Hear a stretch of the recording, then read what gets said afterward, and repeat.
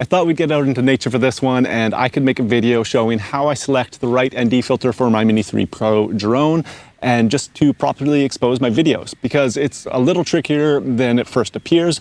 And most people, when they get this drone, don't even get ND filters at all.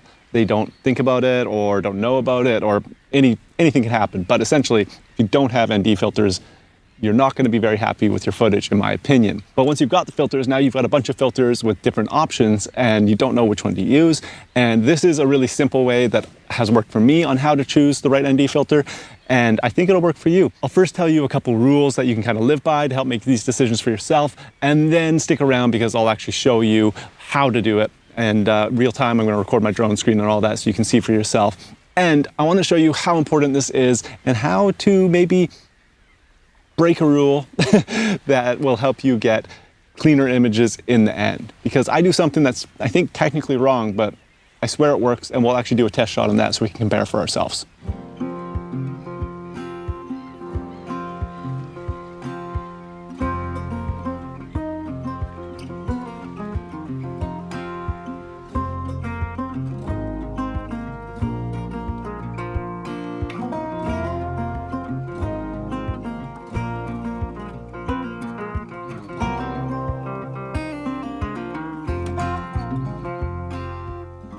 You're going to need three things to make this happen. You'll need your drone, you will need a controller, but most importantly, you're going to need your ND filter set. And I've got another camera here.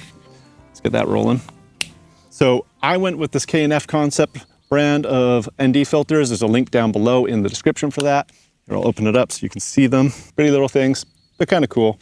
And each one of these, you probably, I don't know if you can, this isn't a very great macro lens, but each of these has a different ND strength. So over here on the right, this is an ND16, and up here on the top is an ND64. They're not actually organized in any way right now. It's just how they've gotten put back in there. I've been thinking I'll make little labels that'll help, but essentially what you need to know is that they have individual strengths. The higher the number, the more dimming they're gonna do. And that can be really helpful on very bright days, of course. Now, when you first get your drone, it doesn't have any. It has something that looks like an ND filter, but there's actually no filter in it. So what I've done to help show you what's going on is made a screen recording that shows you what my drone is seeing. And as you can see, it's completely blown out, and you can actually see all my settings. It says we're at +27 in our exposure meter, and this would be utterly unusable, of course. Now, what you could do if you don't have filters is something like crank your shutter and try and compensate for it that way, and you'll get there. But what this is going to do is result in a really not smooth motion blur across your image. And generally, we're trying to double our frame rate. So if you're shooting at 24, you want to go with 50 for your shutter speed. And if you're shooting at 60, you do 120 as your shutter speed. And for the sake of today's video, we're going to go with 24. So I'm going to make our shutter down to 50. There we go. And yeah, as you can see, totally unusable image. So if we can't use our shutter to adjust our image for video, which you can, but it will look better if you don't, we need to use an ND filter.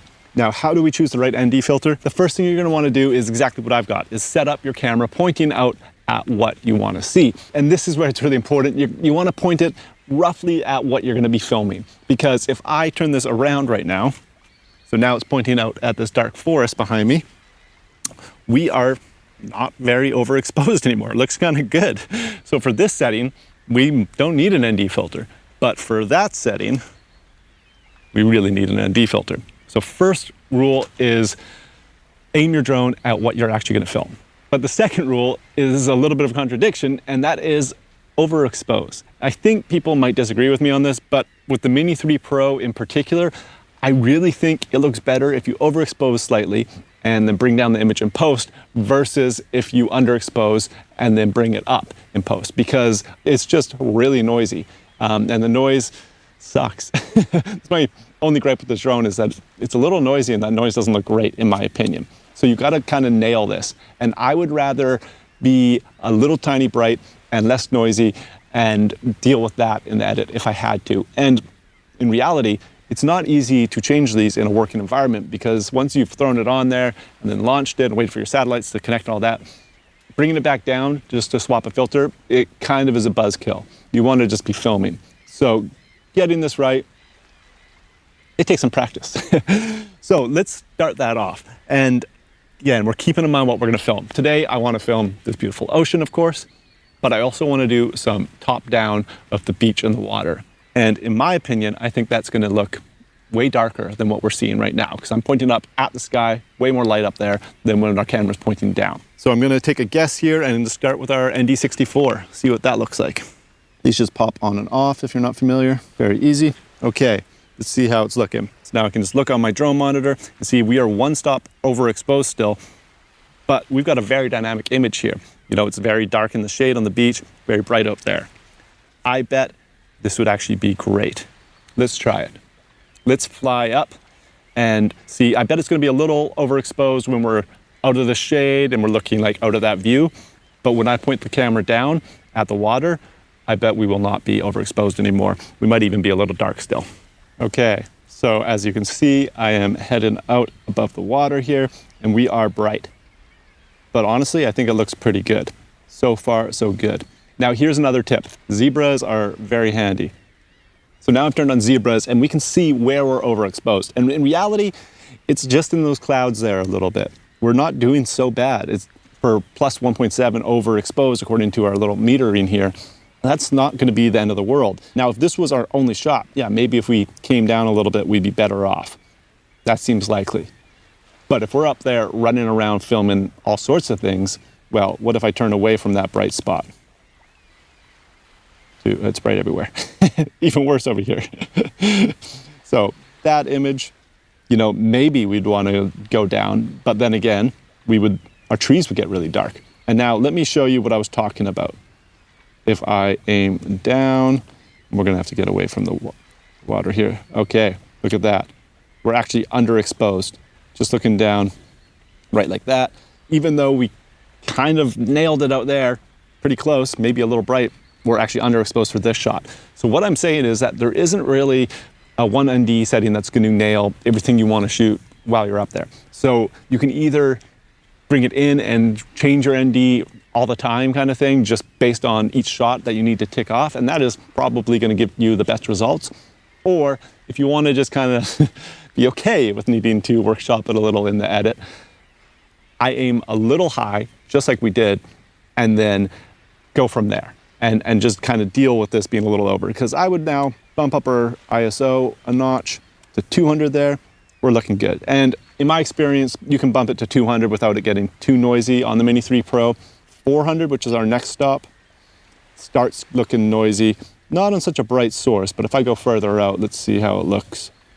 It looks okay, but honestly, I think I'd probably rock this. It's hard to say. And now let's flip it up. Too bright there. Back down our exposure.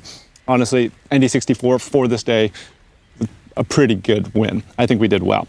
Okay, now we're seeing this image at 1.3 to 1.7 overexposed for this generic view. Now let's bring it in and I'll go darker and shoot that and we can compare our noise.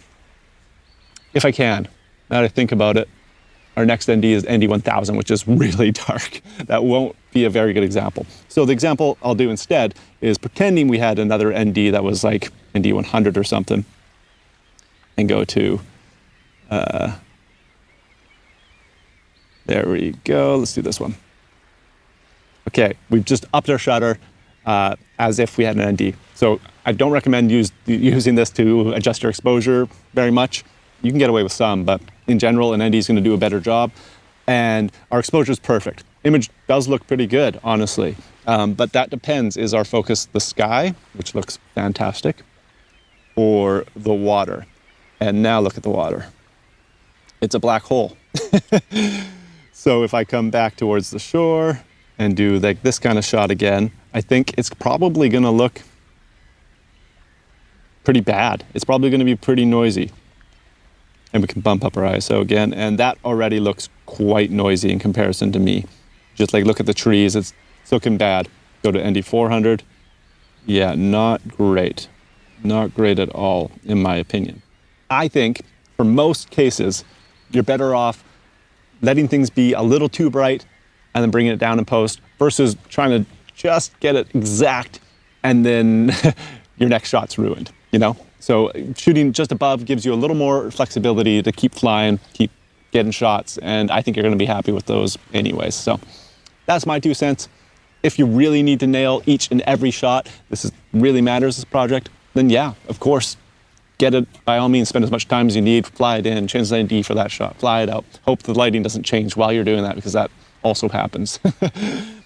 But in general, point your drone at what you want to see.